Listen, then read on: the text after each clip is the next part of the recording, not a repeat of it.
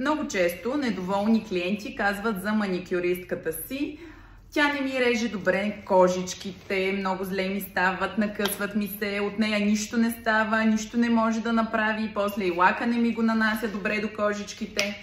А много често проблемът не е в маникюристката, а в нейните инструменти.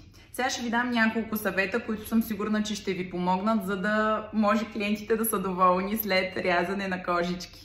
Моите съвети ще бъдат насочени както към работата, така и към инструментите, защото добрият резултат е вследствие на двете. 50-50. Първото нещо е: не пропускайте тази стъпка, да избутате и да отделите кожичката от нокътя. Хубаво избутвача да минава отдолу и да си проправи път, защото после това помага при работата с електрическата пила. За целта обаче ви трябва остър избутвач, който пък и да не е прекалено остър, за да не наранява нокътя. Избутвача на Дуоти става за тая цел. Преди да преминете напред, убедете се, че вашите накрайници не са задръстени. Вижте, моя първия накрайник е задръстен и трябва да го почистя. Сега ще покажа как. В една буфер пила, вижте само колко дупки има в нея, точно защото по този начин си почиствам задръстени накрайници. Само с едно докосване на пилата ще видите какво се случва. Няма и следа от задръстването. Но нещо много важно, използваме много често накрайниците дълго време и забравяме да си купим нови, а те съответно се изхабяват. Накрайниците на Дуоти са с двойно покритие и издържат много по-дълго време от стандартните накрайници, затова горещо ви препоръчвам да ги пробвате. Следващия съвет е за наклона на накрайника. Мушкаме острието между кожата и нокътя и го плъзгаме настрани, но натиска не е към нокътя, а натискът е към кожата нагоре. Вижте и наклона, горе-долу 30 градуса трябва да е наклона и целта ви трябва да е да не пилите по нокътя с коремчето. Вижте, тук взех по-късия накрайник, с него леко го повдигам, защото ако го спусна надолу, много ще пиля по самия нокът и ще го нараня. Затова трябва да преценим точния наклон, така че да плъзгаме накрайника настрани и да пилим кожата, а не нокътя.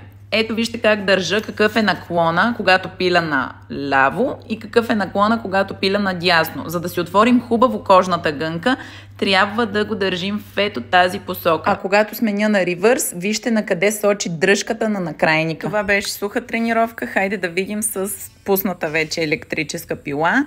Започвам да движа накрайника и наблюдавайте отгоре кожата как се получава една вълна на кожичката отгоре.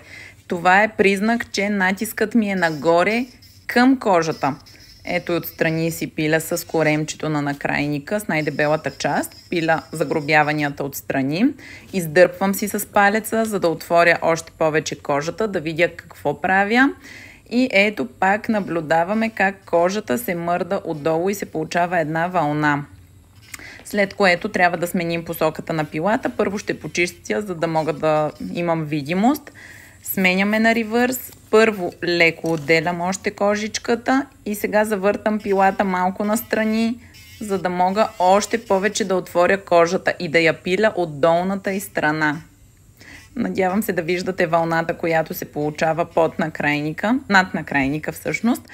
И следващият много важен съвет е: пробвайте да увлажните кожичките. Взимам първо клещи, докато е още влажна кожата, срезът става много по-добър. Клещите са много подходящи за твърдите кожички, които растат отстрани на нокътя. Когато стигна до тази част, до ъгълчето горе до синуса, завъртам клещите от другата страна, започвам да режа.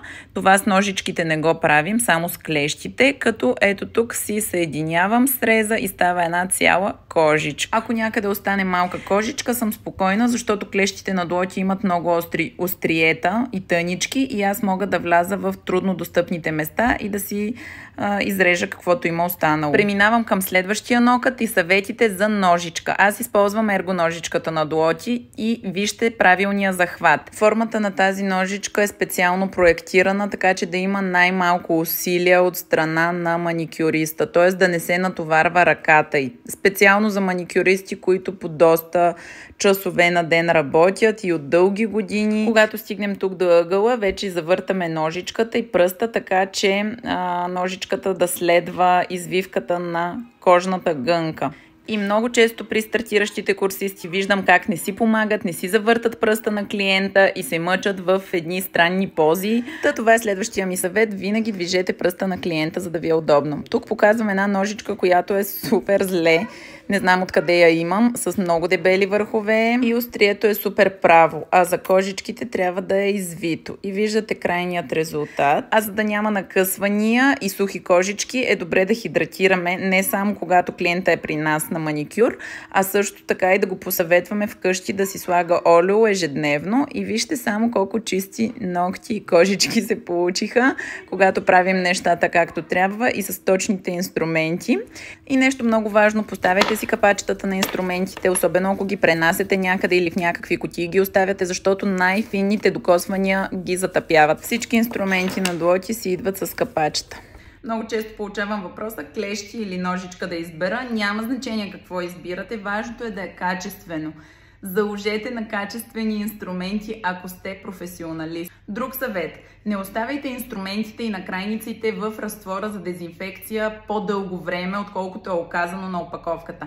Понякога си забравяме инструментите за цяла нощ да престоят и този разтвор не действа никак добре. Той ги затъпява и съответно инструментите спират да режат. Днес наистина имам за цел да ви убедя да пробвате нещо качествено, затова ви давам 20% отстъпка само до края на деня на абсолютно всичко на марката Дуоти. На крайници, клещи, ножички, избутвачи, всичко.